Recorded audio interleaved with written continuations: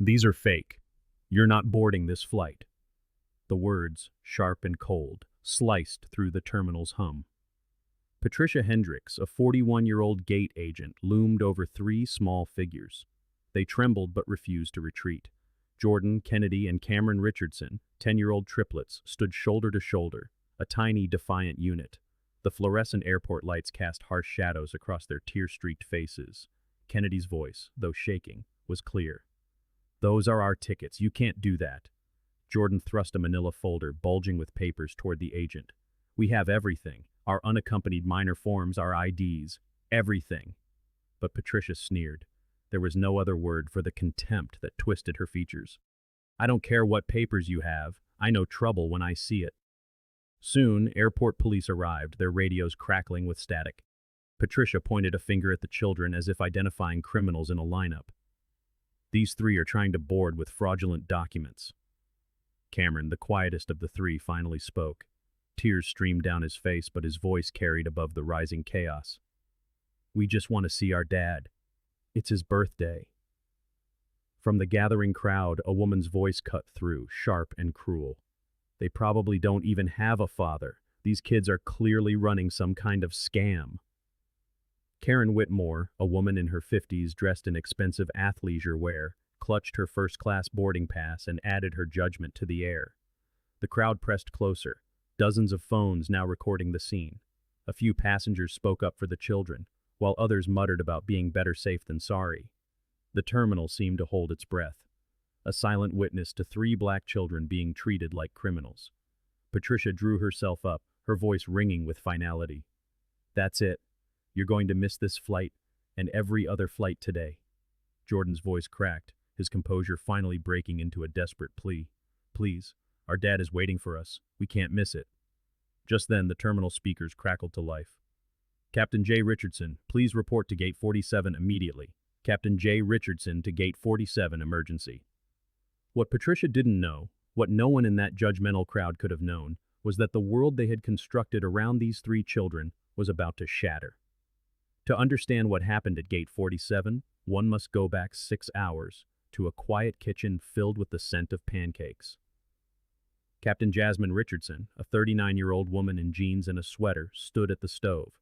She wasn't the commander of a Boeing 737 with 157 souls on board. She was just a mom, making breakfast for her babies on a day that was meant to be sacred.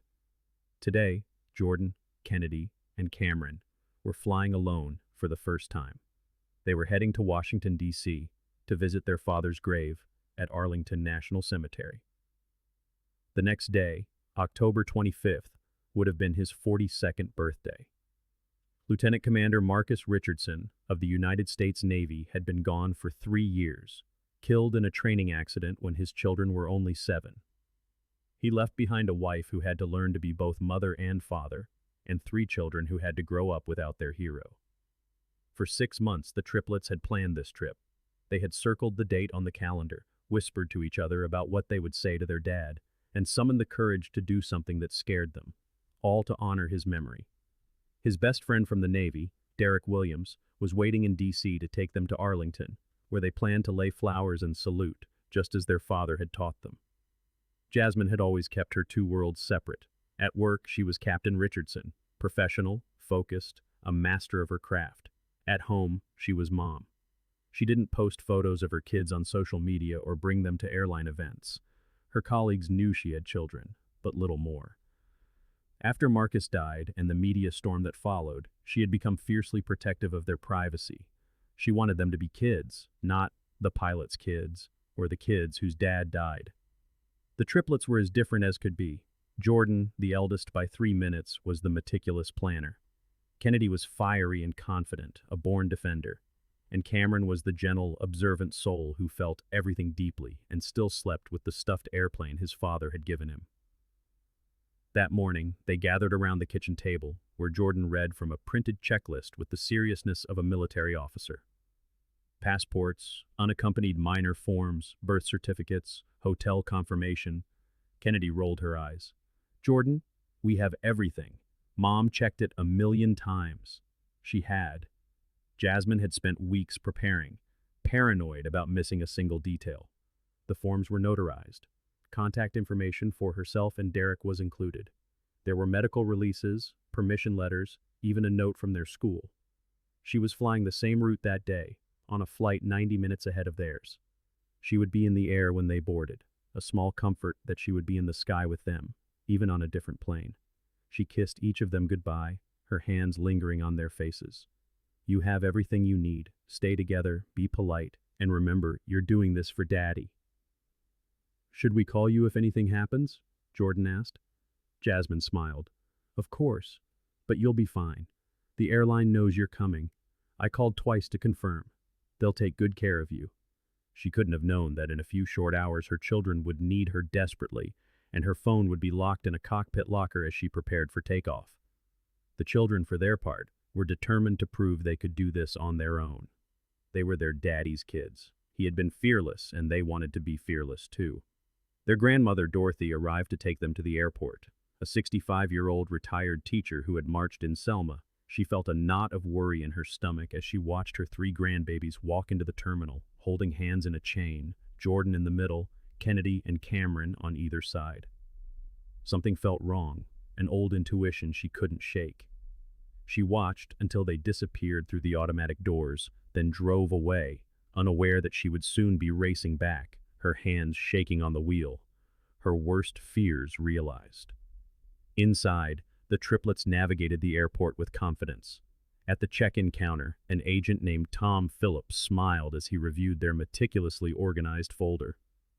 Wow, you 3 are prepared. First time flying alone? Yes, sir, Jordan said, standing a little taller. Well, she certainly made sure you're all set, Tom said, looking through the flawless paperwork. He printed their boarding passes. First class, 3 seats together. Someone loves you very much. He handed them over like medals. You're all set for gate 47. Have a great flight.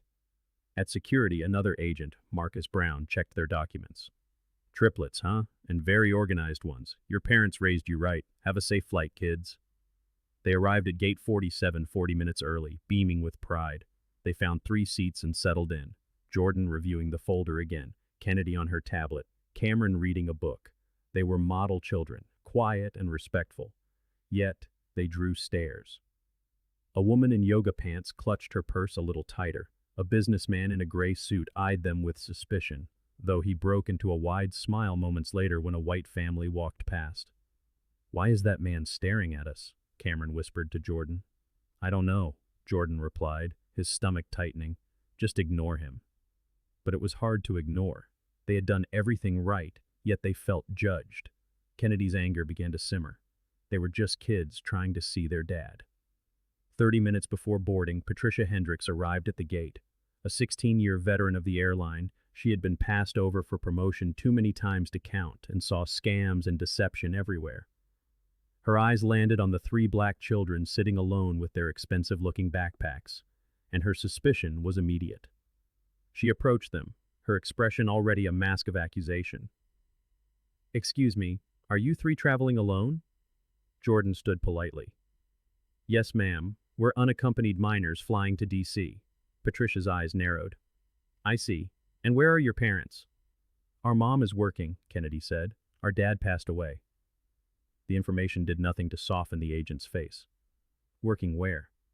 She's at work, Cameron said softly. That's not what I asked, she snapped. Who dropped you off? Our grandmother, Jordan replied, his voice steady. Patricia crossed her arms. And she just left you here alone? We're flying as unaccompanied minors, Kennedy said, confused. That's what you're supposed to do. Don't get smart with me, young lady, Patricia seethed. Let me see your tickets and documentation. They handed over the folder without hesitation. Patricia scrutinized every page, her lips pressed into a thin, hard line. When she saw the first-class seats, her suspicion hardened into certainty. First class? She asked, her tone accusatory. How did you get first-class tickets? Our mom bought them for us, Jordan said simply. Your mom? Patricia repeated, her voice dripping with disbelief. And what does your mom do that she can afford first-class tickets for 3 children? Kennedy's frustration finally boiled over. She works really hard. Patricia Hendricks arrived at gate 47, 30 minutes before boarding, a woman etched with the bitterness of 16 years as a gate agent and a promotion she felt she was perpetually denied. Her worldview was a fortress built of suspicion, convinced that every passenger was a potential scam artist. As she set up her computer, her eyes scanned the waiting area, and like magnets, they found the triplets. 3 black children sitting quietly together, their matching backpacks looking expensive. Suspicion, sharp and immediate, coiled in her gut. She watched them as she prepared the gate, her gaze returning to them again and again until finally, she pushed away from her desk and approached, her expression so severe it made all 3 children sit up straighter.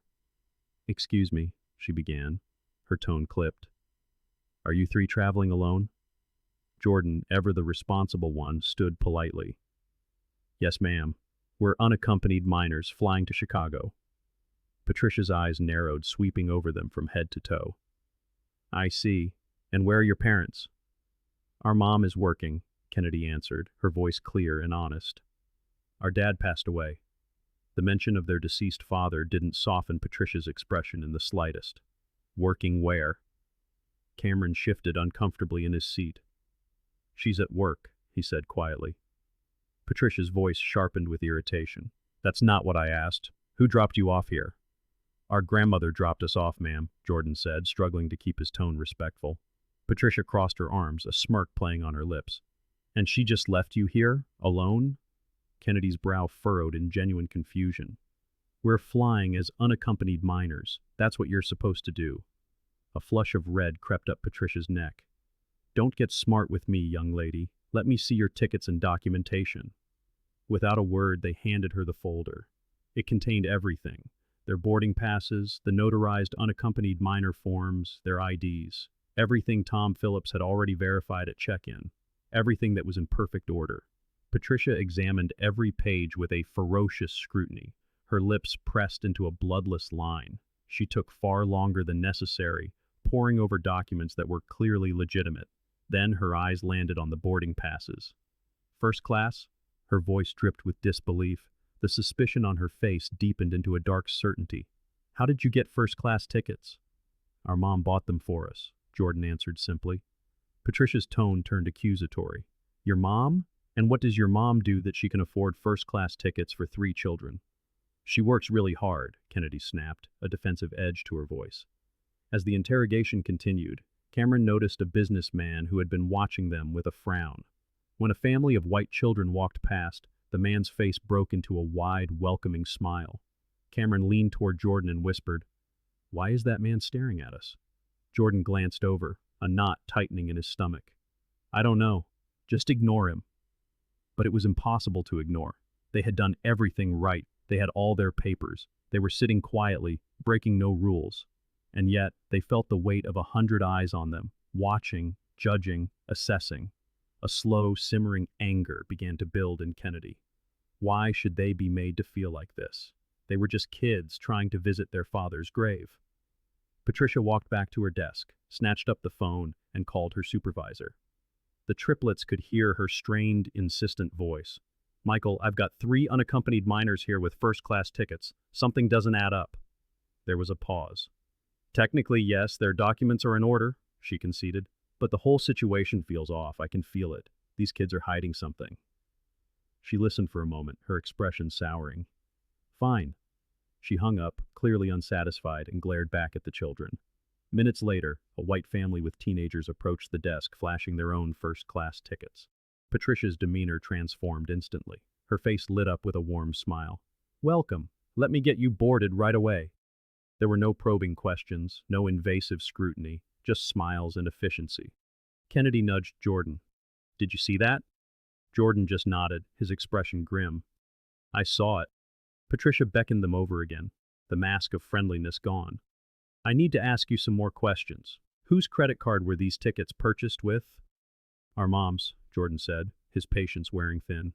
"And I need to speak with her to verify she gave permission for this travel. Give me her phone number. Now." Kennedy's frustration boiled over. "It's all in the paperwork. Her signature, her contact information, everything is on the forms." "I'll decide what's enough," Patricia said, her voice like ice. "Phone number." With a shaking voice, Jordan recited their mom's cell number. Patricia dialed it, her suspicious eyes never leaving their faces as the phone rang. It went straight to voicemail. Of course it did. Their mother, Jasmine, was a pilot, and her phone was safely locked away as she prepared for her own flight. Patricia's lips curled into a triumphant sneer. No answer. How convenient. She immediately called her supervisor back. The mother isn't answering. I think we need to hold these children. Before he could argue, she hung up and called airport security. This is Patricia Hendricks at Gate 47. I need security for a potential child welfare situation. 3 unaccompanied minors with questionable documentation. The triplets heard every word. A young woman in scrubs, who had smiled at them earlier, stepped forward. Excuse me, is there a problem? These kids have been nothing but polite. This doesn't concern you, ma'am, Patricia snapped, not even bothering to look at her. I think it does, the woman said, standing her ground. When I see you harassing 3 children. 2 security officers arrived. Officer Chen, a calm man in his 40s, and Officer Patterson, who looked far more stern. Patricia launched into a dramatic retelling. Officers, I believe their documents may be fraudulent. They refuse to cooperate, and I cannot reach their mother. We didn't refuse anything, Kennedy cried out. Officer Chen held up a hand. Kids, let's just take a breath. Can you show us your paperwork? Jordan handed over the folder. As Officer Chen flipped through the pages, his expression grew more and more confused. This all looks legitimate. Notarized forms, birth certificates. It says here the mother is employed by this airline. Patricia scoffed. I've worked here for 16 years. I've never heard of a Cameron Richardson. That's because she keeps her personal life private, Jordan pleaded. She doesn't talk about us at work. A cruel laugh escaped Patricia's lips. What mother doesn't talk about her children? It was Cameron who answered, his voice quiet but clear. A mother who wants us to have a normal life. By now a crowd had gathered. Boarding was late. A woman named Karen pushed forward. I've been watching them. They were whispering, acting suspicious, taking pictures. They were taking selfies for their dad, Kennedy shouted, her anger finally breaking free. It's his birthday. Officers, Patricia said, her voice final. I want them detained. My gate, my call, they are not boarding this flight. Over the PA system, her voice echoed through the terminal. Ladies and gentlemen, we have a slight delay due to a security situation. Jordan's voice finally broke. Please, he begged. We can't miss this flight. It's our dad's birthday tomorrow. We have to be there. Patricia looked down at him, her face a mask of cold indifference. You should have thought of that before you tried to board with suspicious documents. Before Kennedy could scream again, a man pushed through the crowd with an urgency that silenced the entire gate area. It was Michael Torres, Patricia's supervisor. He walked straight to her desk, his face a thundercloud of disbelief and horror. He didn't say a word. He simply held out his hand for the folder. He flipped through the documents, his jaw tightening with every page. He saw the notarized forms, the birth certificates, the contact information, the perfectly legitimate first-class tickets. He looked up, and his voice cut through the tension like a blade. Patricia, he said, loud enough for everyone to hear. Everything is in order. Board these children, immediately. The color drained from Patricia's face. She could hear the finality in his voice, see the fury in his eyes. Her entire narrative, the one she had so carefully constructed in her mind, crumbled to dust. She had spent the last hour terrorizing 3 innocent children for no reason at all. And in that moment, as the entire gate area stared at her, something inside Patricia snapped. Faced with the catastrophic scale of her mistake, she made a decision that would change everything, not just for the children, but for the rest of her life. She reached across the desk, her fingers closing around the 3 boarding passes that lay there, the children's names printed in sharp, clear type. Before anyone could react, before the thought could even form in their minds, she tore them, a single, clean rip. The sound, sharp and violent, sliced through the low hum of Gate 47. No! Jordan's scream was a raw, desperate thing as he lunged forward, his small hands grasping at empty air. It was too late. Don't! Kennedy shouted, her voice cracking. Those are ours. But Patricia had already folded the halves and torn them again, quartering them, rendering them utterly useless. Cameron made a sound that was not a word, not a cry, but something broken that clawed its way up from the depths of his chest. And then all 3 were screaming, reaching for the confetti of paper that had been their father's birthday, their promise, the entire reason they had found the courage to walk into this airport alone. Michael, the gate supervisor, stared at Patricia in abject horror. "What have you done?" he whispered, his voice barely audible. "What were you thinking?" Patricia drew herself up, her posture radiating a defiance that would have been impressive if it weren't so profoundly delusional. "I did my job," she declared, her voice ringing with misplaced certainty. "I protected this flight. I stopped 3 children with questionable documents from boarding an aircraft." Disbelief washed over Michael's face. He couldn't process it, that his employee had just willfully destroyed passenger property, guaranteeing a massive lawsuit, creating a public relations inferno that would burn for years. Officer Chen stepped forward, his voice tight with controlled anger. "Ma'am, you just destroyed their property. Those boarding passes belonged to them. You had no legal right to do that." "This is my gate, my decision," Patricia insisted, her voice rising. "I have every right. I was protecting everyone from a fraudulent situation." Around them, a sea of phones had risen.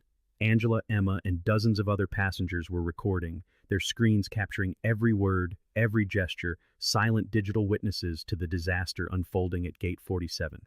The triplets stood frozen, staring at the scattered pieces of their hopes on Patricia's desk.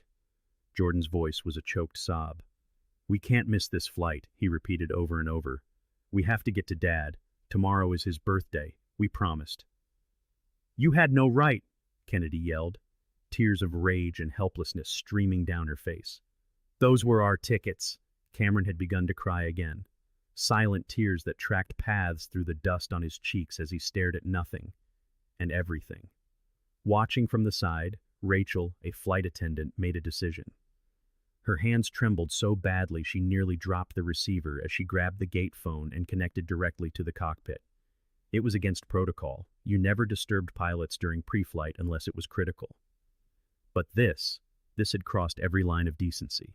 In the cockpit of Flight 2847, Captain Cameron Richardson moved through her pre-flight checklist with the practiced efficiency of 1,000 journeys. She and First Officer David Park were methodically checking instruments, reviewing fuel loads, their calm voices a steady rhythm in the quiet space. Her phone, per regulations, was locked away. She had no idea that just 2 gates away, her children's world was collapsing. The cockpit phone buzzed, a rare interruption. David answered, his expression shifting instantly from professional calm to sharp concern. "Rachel?" he said, his tone a question. Jasmine glanced over, curious. Then she heard Rachel's voice through the speaker, thin and shaking with urgency. "I need to speak with Captain Richardson. It's an emergency. It's about the children, the Richardson children." Jasmine's blood didn't just run cold, it turned to ice. Her hand froze over the checklist. In a voice that didn't sound like her own, she asked, "What happened? Are they hurt?" Rachel's words tumbled out in a frantic rush. A gate agent, security, refusal to board, the torn boarding passes, the police, her children crying, asking for their mother. The calm captain's demeanor, the armor Jasmine wore every day, shattered. In its place was only a terrified mother. With shaking hands, she unbuckled her seatbelt. "I have to go," she told David. "Now." "I didn't know your kids were on this flight," he said, his face a mask of confusion. "Nobody did," she said, her voice thick with unshed tears as she stood in the cramped cockpit. The uniform suddenly felt like a costume, utterly meaningless. "I keep them private, to keep them safe." Her voice broke on the last word. She hadn't kept them safe at all. She pushed open the cockpit door and moved through the cabin. Passengers already seated looked up, their faces curious as their captain walked purposefully toward the exit. She barely saw them, her vision clouded by a blinding panic.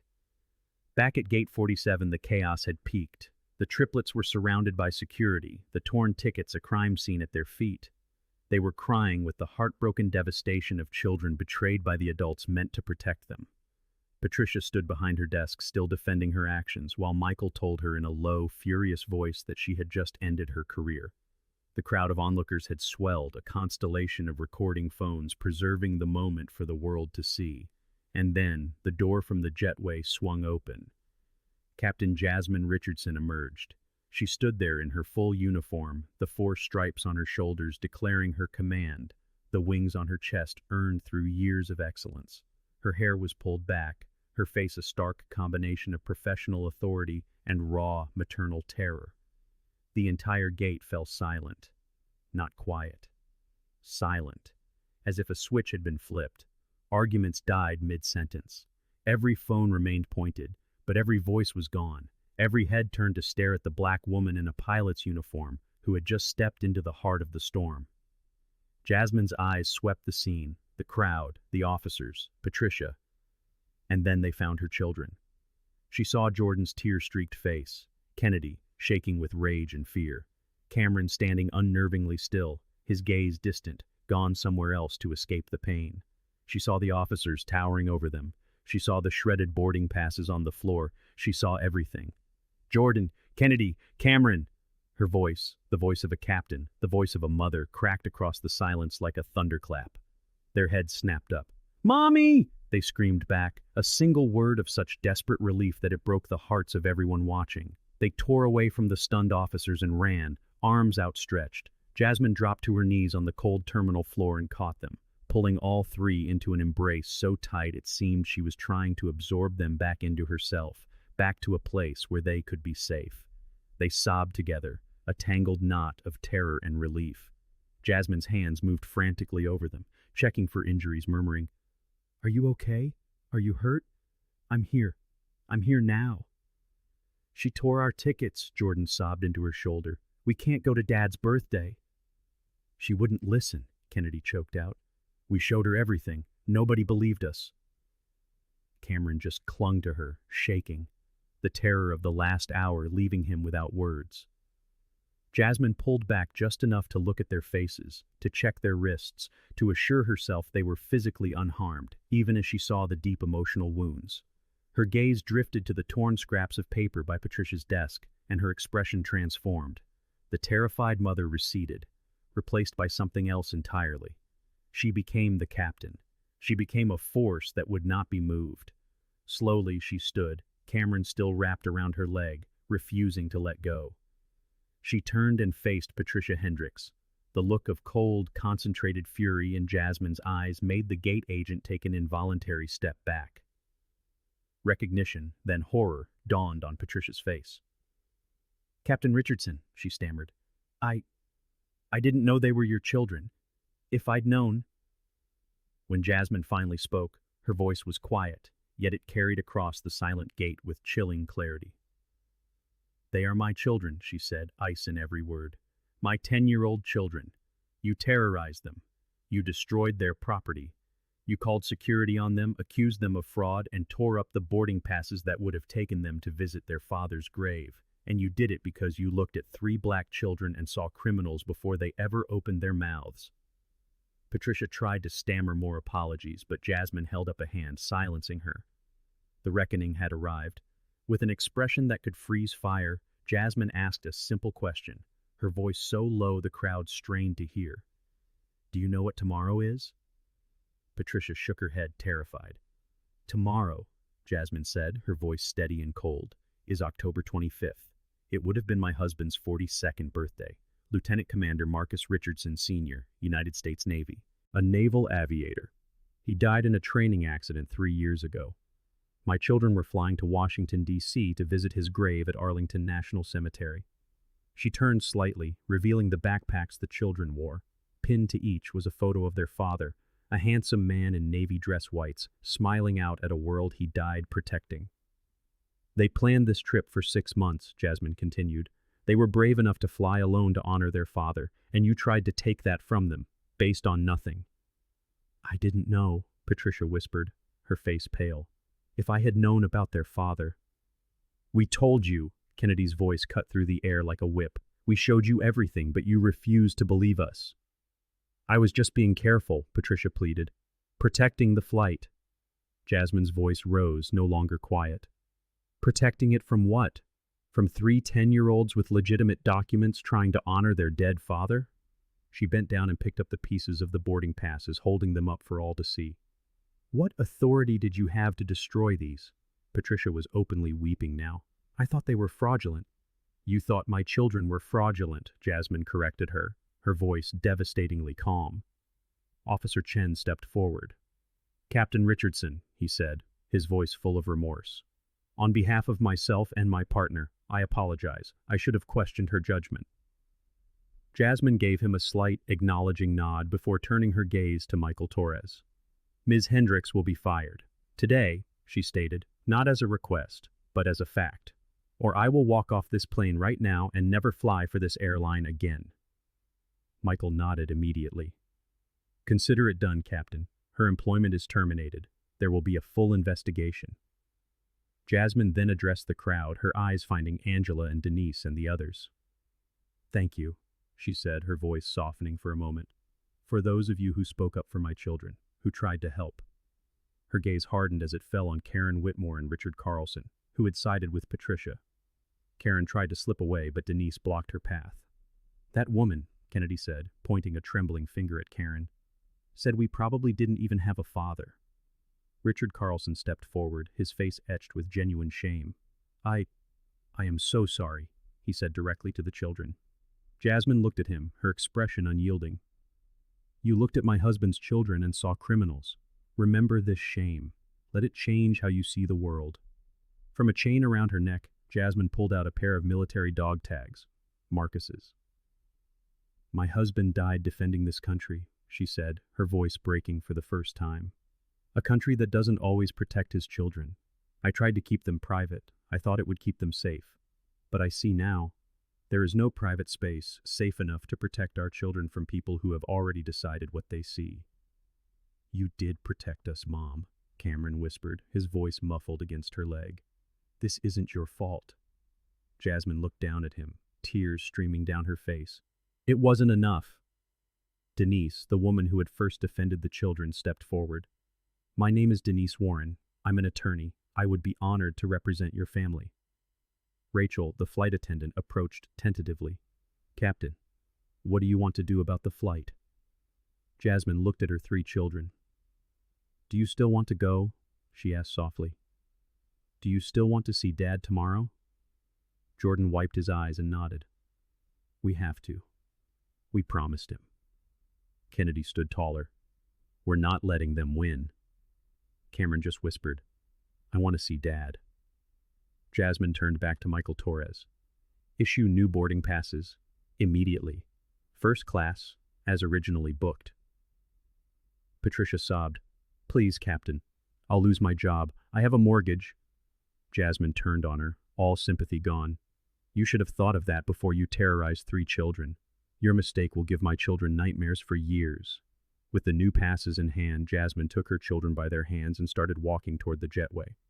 As they moved, a single person began to clap. Then another, and another, until the sound swelled, an ovation for a captain and her 3 brave children who refused to let hate steal their father's birthday. She settled them into their first-class seats herself, asking Rachel and another flight attendant to give them special care. As she went to leave for the cockpit, Cameron grabbed her hand. Don't go. She knelt beside him. I'll be right up front, she promised, flying us safely to Dad. Kennedy looked up. I'm sorry we didn't tell her you were our mom. Jasmine cupped her daughter's face. Listen to me, she said fiercely. This is not your fault. You do not have to justify your existence to anyone. The blame belongs only to the adults who chose cruelty. In the cockpit, Jasmine picked up the PA microphone. Her voice, clear and steady, filled the cabin. Good afternoon, this is Captain Richardson. There was an incident at the gate today involving my children. She paused. I have been a pilot for 17 years. I have over 15,000 flight hours. I am one of fewer than 150 black female commercial pilots in the United States. My children deserve to be on this flight. They deserve to exist in this world without having to justify their presence. I hope what you witnessed today changes how you see the world. The flight was smooth. As they flew, passengers who had been silent before found their voices. An elderly woman told the triplets their mother was a hero. Others offered quiet apologies. Slowly, Cameron came back to himself, pressing his face to the window to watch the clouds. Kennedy took his hand, and Jordan took Kennedy's. And together, they flew toward their father. A month later, the videos had ignited a firestorm of national outrage over racial profiling. Patricia Hendricks had been fired and was facing a civil rights lawsuit. The airline's CEO issued a public apology and implemented new, mandatory anti-bias training. A federal investigation was launched.